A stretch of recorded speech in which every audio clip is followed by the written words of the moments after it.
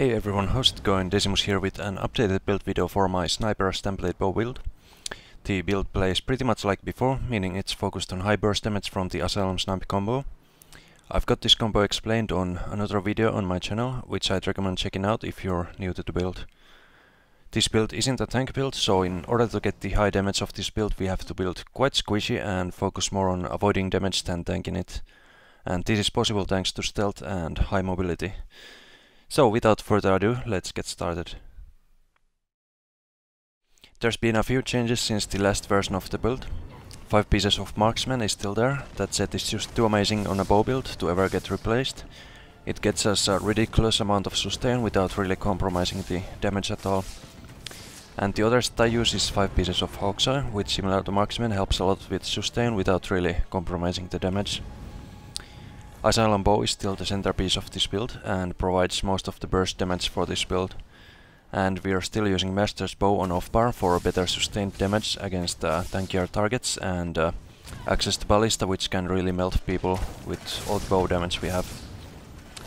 However, if you want even more burst damage at the cost of a lot of sustain, there's a way to make that happen. Slot 5 pieces of Night Motor's case and 5 pieces of Spriggan instead of Marksman and Hawkeye, and go 5 medium, 1 light, 1 heavy with the gear, rather than 7 medium. The highest burst damage possible with a bow, but it comes at the cost of a lot of sustain. As for traits, you can go either impenetrable or well-fitted. I like using 3 or 4 well-fitted to not run out of stamina that easily, but it does make things a bit more dangerous. On jewelry, I'd go for the new infused trait, as that provides us with the biggest increase in damage. But I'm also currently testing one swift trait on jewelry to get some more mobility, and that should help with survivability and lining up the burst combo. Though this does cost us 104 weapon damage. The Asylum bow should be Nerdhound and Master's bow infused. For enchants, go with stamina on all armor pieces, weapon damage on all jewelry. Disease enchant on Asylum bow and weapon damage enchant on the off bar. You can also run poisons on the Asylum bow bar, as those have 48.8% chance of proccing from the combo.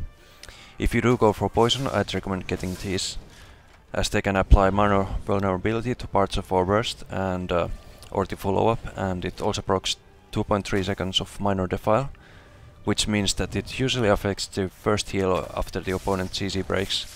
So they basically can't just get to full health instantly after CC breaking, and it also deals a lot of damage over 3 seconds.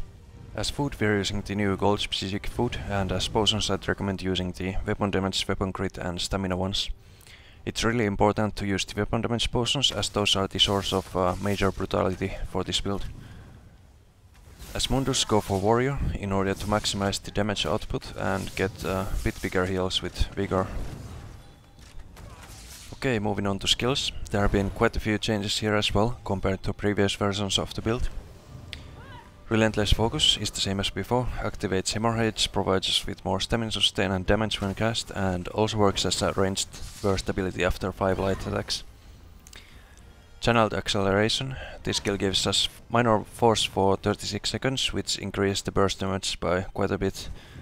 It also gives us 9 seconds of Major Expedition, which helps in positioning. You can cast this skill while sneaking or cloaked without it revealing you.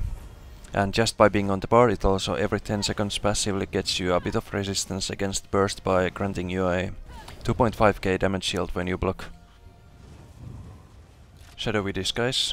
We're now using this morph of cloak, as the other morph that provided minor protection got changed into a heal over time ability, and that one doesn't provide invisibility.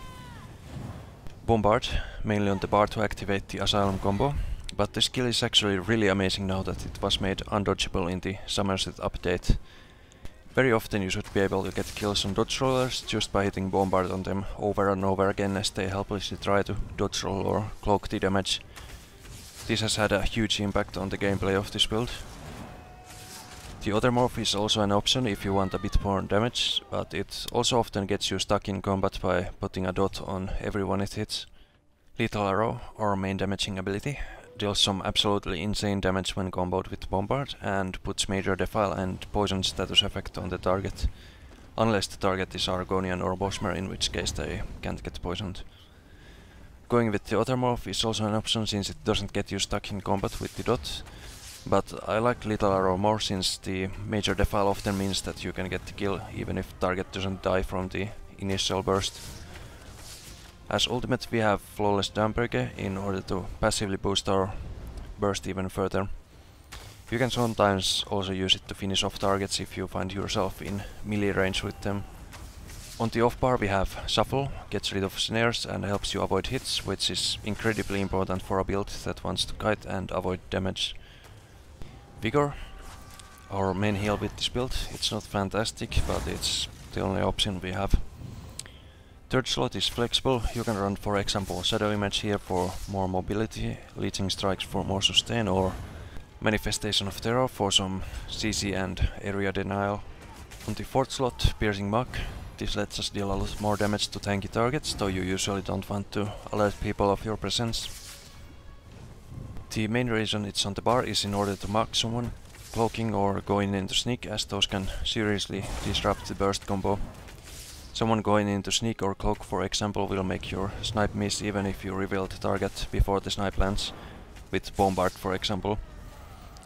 You can also use Piercing Mark just to force other Nightblades away from the fight while you burst down someone else, as they usually just run away, far away. In these situations it functions sort of like a really long duration crowd control ability. Poison Injection. This helps us kill tankier targets by providing a lot of sustained damage and also gives a lot of weapon damage to your other abilities thanks to Master's Bow. Usually it's the skill you use right before swapping back to the main bar. As ultimate we have Ballista, which either completely melts people thanks to all the bow damage this build has, or it drains their stamina by forcing them to spam dodge roll in order to live. One of the funniest things you can do with Ballista is dropping it on someone who uses Soul Assault on you and watching them turn into Swiss cheese while they channel it. I would also recommend getting stage 4 Vampirism with this build. Not for using any vampire skill, but to get some extra sustain and most importantly the faster stealth movement speed, which helps you position better to survive and get kills. As for champion points, this is the allocation I'd recommend. Right, so that's everything I hope. I'm sorry it took so long to get this build video out. Thank you all for watching and I'll see you all next time. Bye.